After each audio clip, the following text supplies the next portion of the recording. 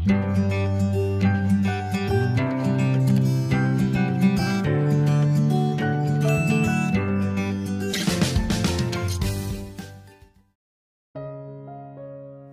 buhay! Simulan natin ang istorya ng pagmamahalan, pagtataksil, at pagpapatawad. Pero kung bago ka pa lamang sa aming YouTube channel, please like, share, and subscribe, and click the notification bell para sa mga susunod pang episode ng istoryang ito. Naranasan mo na bang ibigay ang iyong buong tiwala sa iyong minamahal, ngunit sa kabila ng lahat ay niloko ka pa din? Natuto ka bang magpatawad o kinalimutan mo na lamang siya? Tunghayan natin ang istorya ng isang babaeng nagmahal ng lubusan kapalit ang kapayapaan. Merong isang lalaking kauuwi lamang galing ibang bansa at iyon ay si Gerald. Matangkad, maputi at hindi mo may tatanggi na may tsura ito. Papunta ito sa bahay ng kanyang mga kaibigan dahil doon ay may kasiyahan. Agad siyang sinalubong ng mga ito upang tulungan dahil madami siyang dalang mga pagkain at inumin. Hindi lahat ng nandoon ay kanyang kilala. Isang babae ang nakapagbigay sa kanya ng ngiti at iyon ay si Stephanie. Agad niyang tinanong ang kanyang mga kaibigan kung sino iyon. "Pre, parang may napansin akong chicks," wika ni Gerald habang nakatingin kay Stephanie. "Ah, oo pre. Maganda talaga iyan at higit sa lahat ay makadiyos. Wala pa siyang boyfriend pare, tamang-tama ang dating mo," sagot ng kanyang mga kaibigan na may halong pang-aasar. Nagsimula na ang kasiyahan at agad lumapit si Gerald kay Stephanie.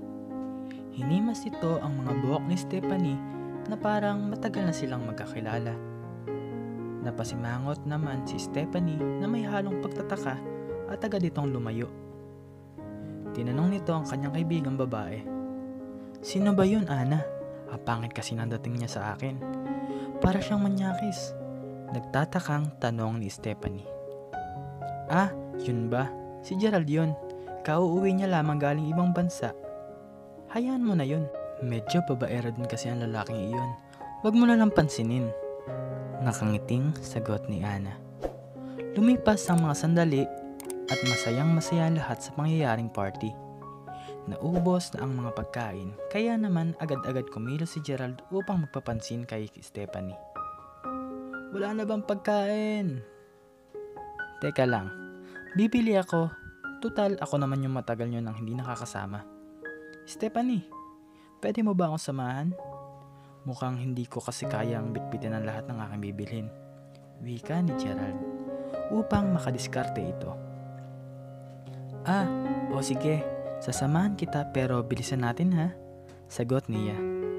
Saglit ay pumunta sila sa pinakamalapit na tindahan upang bumili ng mga pagkain. Nagpapansin ulit si Gerald kay Stephanie.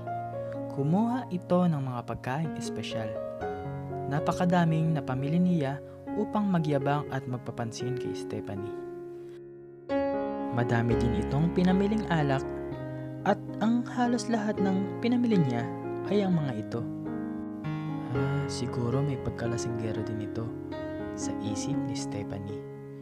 Bumalik sila sa bahay ng kanyang kaibigan at agad sumigaw si Gerald. "Game na ulit! Inuman na mga pare!" Naibahan ulit si Stephanie sa kilos nito. "Ang yabang naman kumilos nito, akala mo kung sino. Kitang-kita mo na agad kung anong ugali ang meron," sabi niya kay Ana. "Ano ka ba Stephanie? Hayaan mo na. Parang kanina mo pa siya napapansin na," sagot ni Ana. Paano naman kasi, tingnan mo kung kumilos. Parang nasa sariling bahay at piling niya lahat ng nandito ay kakilala niya. Naiinis na sabi niya. Lumipas ang mga sandali ay natapos na ang party. Nag-uwian na isa-isa at sa sandaling iyon ay pauwi na din si Stephanie. "Hoy pare, malayo pa ang uwian niya ni Stephanie. Ihatid mo kaya?" Mga pang-asar ng mga kaibigan. "Aba, wala ka bang kasama? Gabi na, ihahatid na kita. Tutal, wala na naman akong gagawin pa." "Mabuti na yung sigurado akong ligtas kang uuwi," nakangiting wika niya.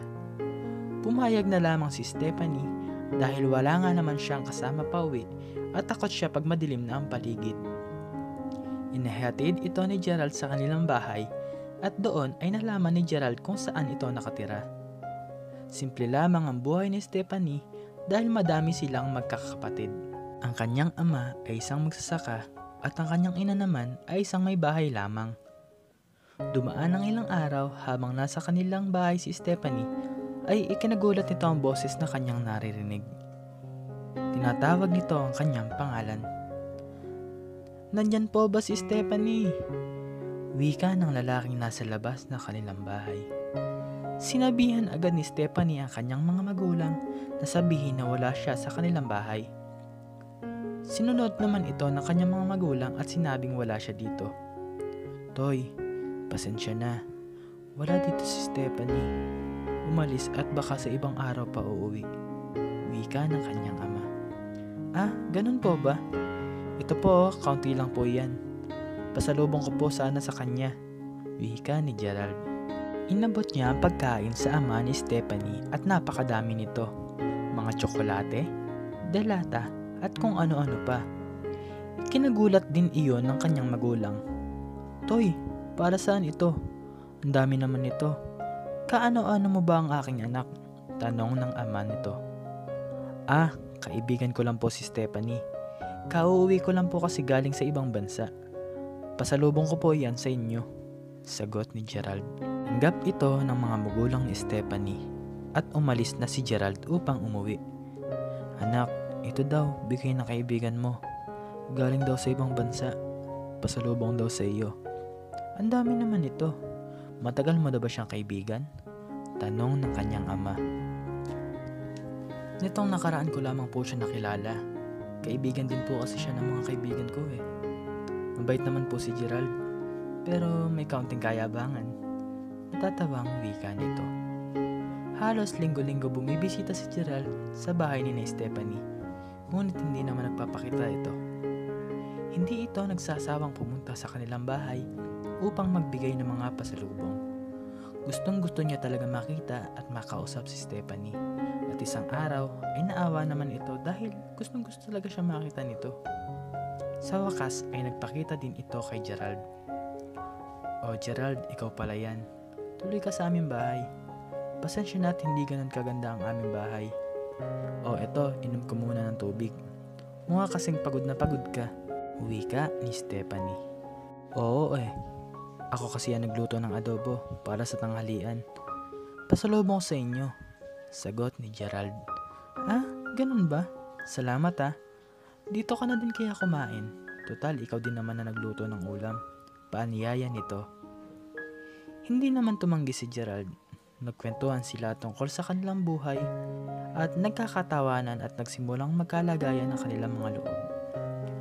Nagsimula silang kumain at hindi maiwasan ng kanyang ama na magtanong, "Iho, napansin ko na parang hindi naman kilos kaibigan ng pagbibigay lagi ng pasalubong. Madalas ka kasing pumupunta dito at parang gustong-gusto mo makita ang aking anak." "Opo. Babala ko po kasi magsabi sa inyo kung pwede po sana akong maligo kay Stephanie." Nanlaki naman ang mga mata ni Stephanie sa kanya nadinig. Kinagulat niya dahil hindi siya sanay sa mga gantong usapan at higit sa lahat ay kaharap niya kanyang mga magulang. Sumingit naman sa usapan ng kanyang ina na tila maayos naman si Gerald dahil pabalik-balik ito sa kanila kahit hindi nakikita ang kanyang anak. "Mukhang seryoso naman itong si Gerald, anak. Bakit hindi mo bigyan ng pagkakataon? Mabait naman siguro ito at mapagkakatiwalaan," sabi ng kanyang ina. Pagkatapos kumain ay halos hindi makatayo si Stephanie sa kanyang kinauupuan. Nagmamadali namang nagpaalam si Gerald dahil may lakad pa daw siya. Inuutusan daw siya ng kanyang mga magulang na tumulong sa gawaing bahay.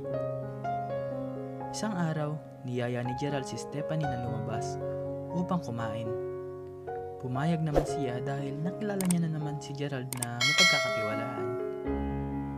Lumalim ang kanilang pagsasamahan at madalas na silang lumalabas upang mamasyal at kumain.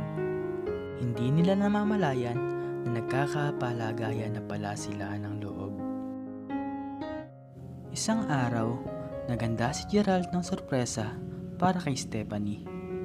Tatanungin na ni Gerald si Stephanie kung pwede na ba niya ito maging kasintahan. Tinawagan ni Gerald si Stephanie na pumunta sa lugar na ito. Sumang-ayon naman ito agad-agad at naghanda. Nagulat si Stephanie sa kanyang nakita. Mga lobo, bulaklak at mga pagkain na kanyang nakita. Para bang isang malapay retail na lugar ang kanyang pinuntahan. Gerald, ano na naman bang pasabog ito? Ano naman kalokohan ng mga gagawin mo? Ah, eto ba? Wala naman. Gusto lang talaga kitang pasayahin. Siyempre, ikaw yung pinaka-espesyal na tao sa buhay ko at baka ikaw na din yung buhay ko. Wika nito na may halong pambobola. Nagsimula silang kumain at magkwentuhan tungkol sa kanilang buhay at sa mga nangyayari. Nagkukwentuhan din sila tungkol sa kanilang unang pagkikita. Nagtatawa na sila at biglang naging seryoso si Gerald at nagtanong, Stephanie, matagal-tagal na din tayong lumalabas ng tayo lang. Sa totoo lang ay napapamahal na din ako sa iyo. Ikaw ba? Nararamdaman ka rin ba sa akin? Ngumiti lamang si Stephanie at sumagot. Siguro oo. Mahal na ata kita. Hindi ko na din naman namamalaya na nahuhulog na ang loob ko sa iyo. Palitan ng ngiti ang seryosong mukha ni Gerald at naglakas loob na itanong ang kanina niya pambalak itanong. Stephanie, pwede bang maging tayo na? Nanginginig ditong sabi. Naging seryoso si Stephanie dahil sa tanong na ito. Hindi ito sumagot at tila parang hindi nasasang-ayon dito. Kinabahan si Gerald at nagsalita ulit. Okay lang naman, Stephanie. Magpapatuloy pa din akong pasayan ka upang sa ganun ay baka sakaling magustuhan mo ako. Malungkot na sabi ni Gerald. Hindi Gerald, oo gusto na kita at sinasagot na kita. Sagot ni Stephanie. Biglang tayo si Gerald at talon ng talon. Sayang-saya sa sagot ni Stephanie na halos mawala ng hininga si Gerald sa kasisigaw sa sobrang tuwa at sa wakas ay nakuha niya na ang sagot na gustong-gusto niya at pinagsikapan niya. Salamat Stephanie, maraming salamat. Hinding-hindi ka magsisisi sa sagot mo. Aalagaan kita at hinding-hindi kita lolokohin.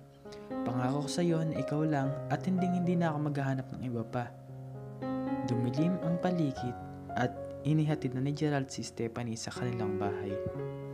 Nakangiti silang parehas na tila ay parang nagkakayaan na bago pa lamang silang magkakilala. Hindi makatulog ang dalawa sa saya ng kanilang mga puso. Ang salitang magkaibigan ay napalitan ng salitang magkasintahan. Lumalim ang kanilang samahan at pakiramdam nila ay wala na silang problemahin pa sa buhay.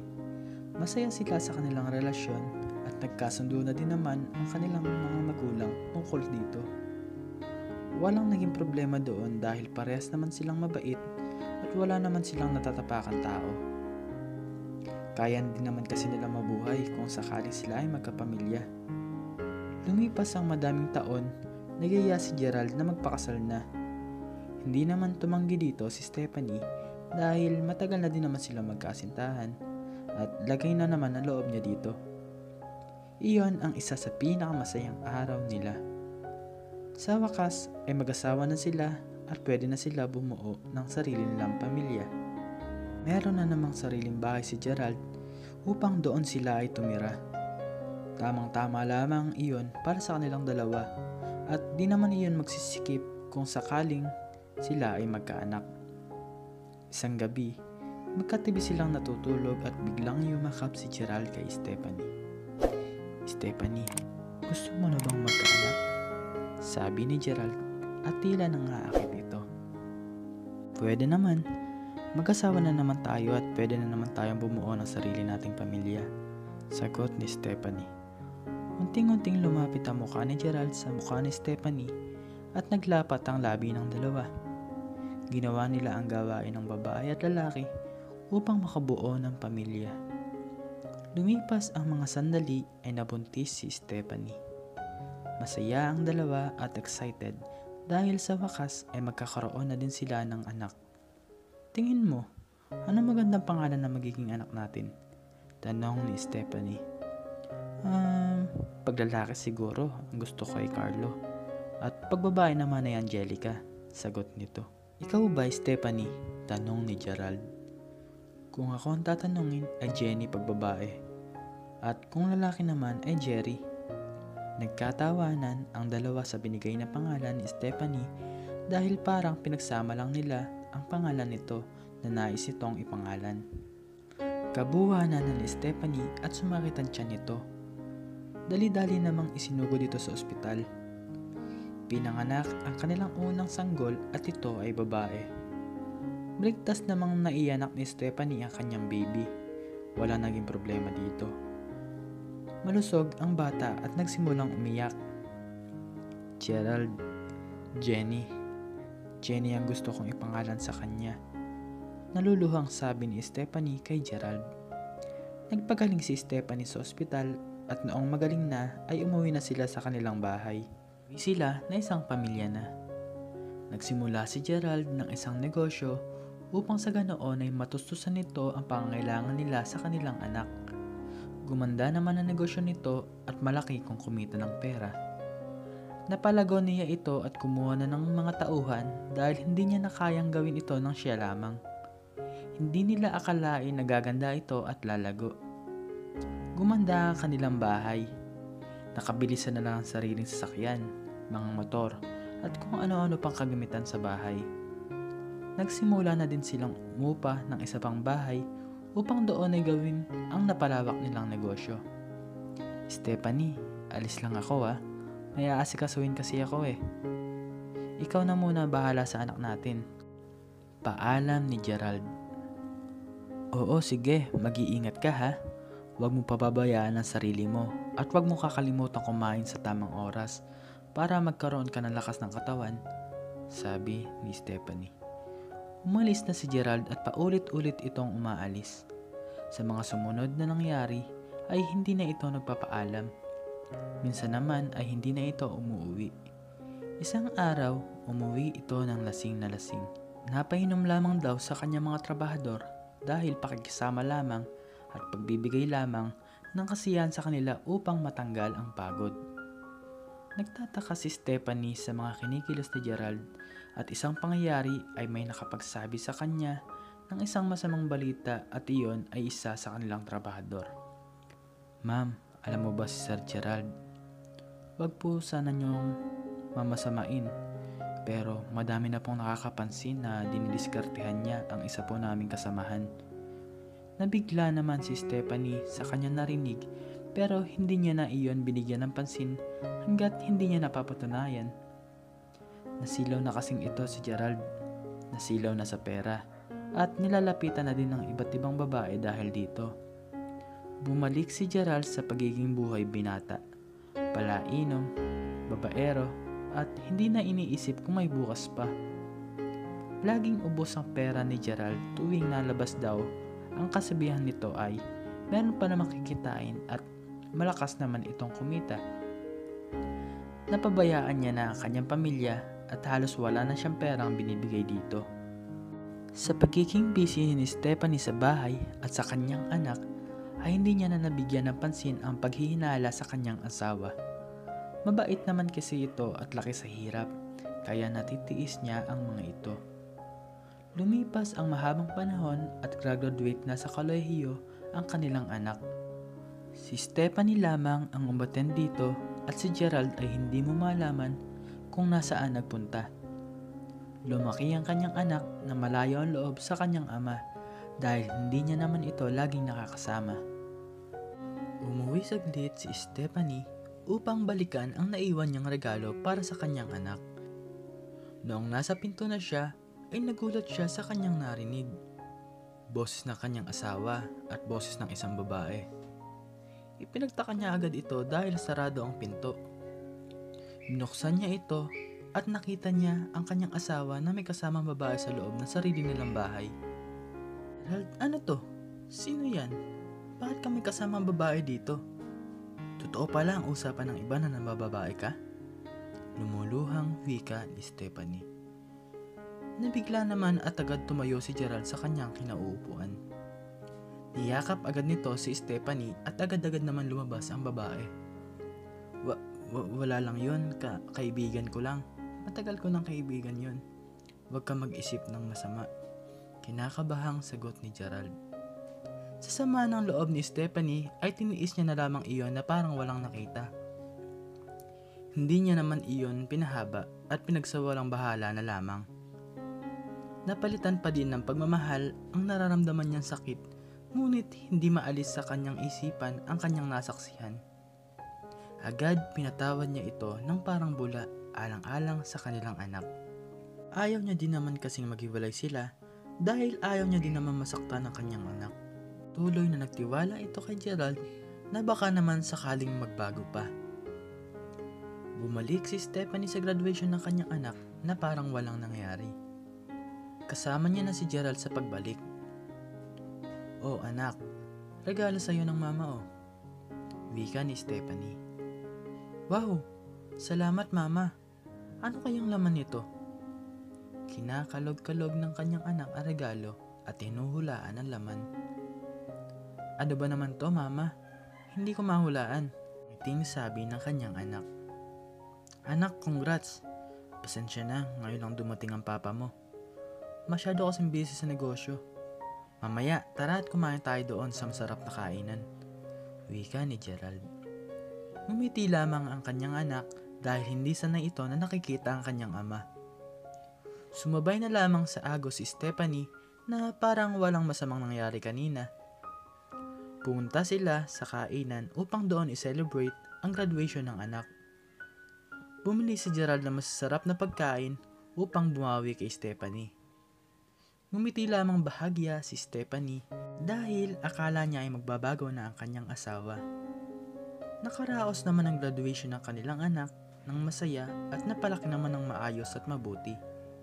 "Anak, huwag ka muna magbo-boyfriend ha?" Paalala ni Stephanie sa kanilang anak na tila may ibig sabihin.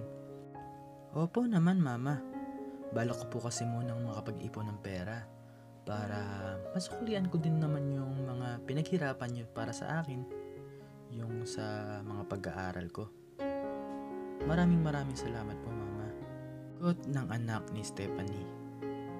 Naging seryoso na lamang si Gerald nang marinig ito, ngunit hindi naman gumawa ng ibang aksyon para sumabay pa. Umuwi naman sila ng maayos at wala namang naging problema. Nagpatuloy sila sa agos ng kanilang buhay. Normal, walang away at walang nagbabago. Ang hindi alam ni Stephanie ay kung sino-sino na din namang babae ang nakakasama ng kanyang asawa. Nahilig ito sa babae dahil sa pera. Ubos kung ubos at tila naging libangan ni Gerald ang mga gantong bagay. Isang gabi may tumawag kay Stephanie at hindi niya ito kilala. "Hello, ito po ba si Miss Stephanie?" wika nito. "Yes, ito nga. Sino po ito?" sagot niya. "Emergency lang po. Ang asawa niyo po kasi na-aksidente sa motor. Huwag po sana kayong mag-alala at maganda naman po ang lagay niya," wika nito. Agad-agad umalis si Stephanie para pumunta sa ospital. Nakita niya ang kanyang asawa na puro sugat ang binti. Lasing na lasing pala ito galing sa kanyang kaibigan. Sakit na naman ang ulo ang binigay sa kanya ng kanyang asawa. Ngunit wala siyang magawa kundi alagaan ito. Kahit na ganoon ay asawa niya iyon at kanya itong mahal. Naiuwi naman agad si Gerald sa kanilang bahay at humingi naman ito ng pasensya. "Stephanie, salamat. Pasensya na ha, kasi hindi ko na naman iniisip ang aking ginagawa. Napainom kasi Hindi ko naman namalaya na malalasing na pala ako," wika nito. "Ano pa ba namang magagawa ko? Nangyari na Kailan ka pa magbabago? Parang simula nang umayos ang buhay natin naging ganyan ka na," sagot niya habang umiiyak. Unti-unting nalugi ang kanilang negosyo at wala naman silang ipon dahil sa mga bisyo ni Gerald. Nawala ito ng parang bula. ang magandang buhay nila ay bumalik sa normal na pamumuhay. Lumipas ang mga sandali ay wala na silang panggastos para sa pagkain dahil wala na naman itong ibang trabaho. Di na iwasang ipagbenta ni Gerald ang kanilang sasakyan. Agad-agad niyang inalok ito sa kanyang mga kaibigan. Binili naman agad ito ng kanyang kumpare at iyon ay tulong na sa kanila. Ibinenta niya na pati ang kanyang motor. Ang hindi namamalaya ni Gerald ay unti-unti na nawawala at nauubos ang kanilang gamit sa bahay dahil iyon ang naging solusyon niya upang may panggastos sa araw-araw na buhay nila. Hindi maiwasan ang kanilang anak na magtanong dahil sa nangyayari. Mama, bakit po ganito ang nangyayari sa atin? Parang unti-unti na nawawala ang lahat, pati ang mga gamit natin sa bahay. Nagtatakang tanong ng anak nila. Bumigat bigla ang pakiramdam ni Stephanie dahil sa tanong ng anak. Sa sobrang bigat ng dinaramdam niya, ay hindi niya na napigilan ang kanyang sarili. Ilabas ang sama na loob at ikwento ang lahat sa kanyang anak. Hindi ko kasi sinasabi sa iyo anak na ang papa mo ay naging libangan ng pagiging babaero at laging nagiinom kung saan-saan. Tinis ko ang lahat para sa kanya ngunit bumabalik-balik siya sa kanyang bisyo. Naiiyak nitong sagot sa tanong ng kanyang anak. Okay lang po ba sa inyo na ganito nangyayari? Kahit na paulit-ulit sa inyong ginagawa ito ni Papa? Tanong ulit ng anak. Okay lang sa akin. Pinakasalan ko ang papa mo at nangako kami sa Diyos na sa hirap at ginhawa ay hindi namin iiwan ang isa't isa. At pagmamahal ang mananaig sa aming puso. Yung pagkawala ng negosyo natin, siguro iyon ay paraan ng Diyos upang hindi na ulit masilaw ang papa mo sa kanyang mga bisyo dahil kung sakaling magpatuloy ang negosyo ay hiwalay na kami ng papa mo dahil may pera pang magpapasira sa amin. Namangha ang anak sa sagot ng kanyang ina. Ang isang tao pala, pag kinasal ay nangangako sa Diyos na kahit anong mangyari ay may ipinangako sila dito na ang pagmamahal ay dapat mangibabaw kaysa sa galit.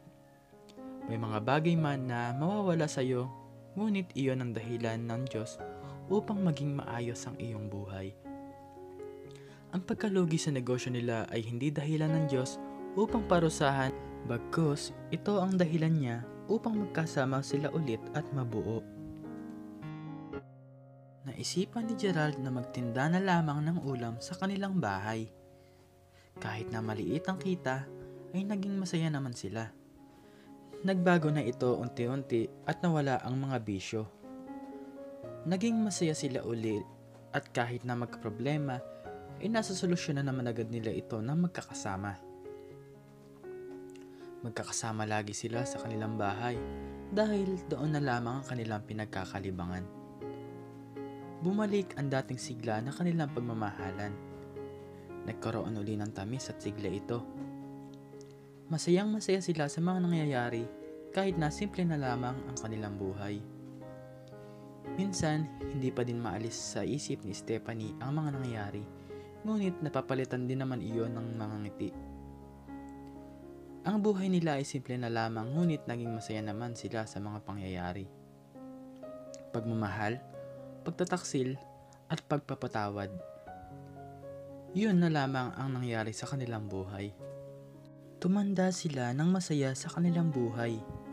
Magkakasama sila hanggang sa pagtanda nang hindi naghihiwalay. At nagkaroon na din sila ng sarili nilang mga apo. At dito na po nagtatapos ang istorya. Sana ay nagustuhan nyo ito. Maraming salamat po sa inyo. Sa buhay natin, hindi talaga puro sarap. Kung tunay kang nagmamahal ay dapat matuto ka ding magpatawad. Harapin mo ang mga pagsubok sa buhay at lagi mong isama ang Diyos. Hindi ka niya pababayaan. Siya na mismo ang gagawa ng paraan para sa iyong mga problema. Huwag mong kalimutan ang pangako na binitawan mo sa Kanya bago kayo mag-isang dibdib. Lagi nating tandaan na walang pagsubok ang mahirap kung ikaw ay nagmamahal. Huwag kang matakot magmahal dahil ang pagmamahal ang nagbibigay sa isang tao ng sigla at lakas. Lagi tayong magpatawad sa kahit na anong ginagawa sa atin ng ating kapwa. Ito ang solusyon sa pagiging payapa ng ating puso at isipan. Maraming salamat po sa mga sumubaybay sa istoryang ito. Sana ay nagustuhan ninyo ito. Please like, share, and subscribe po para sa mga susunod pa nating istorya. Pwede nyo na din pong i-share ang inyong mga komento sa comment box. Ulit po, maraming salamat.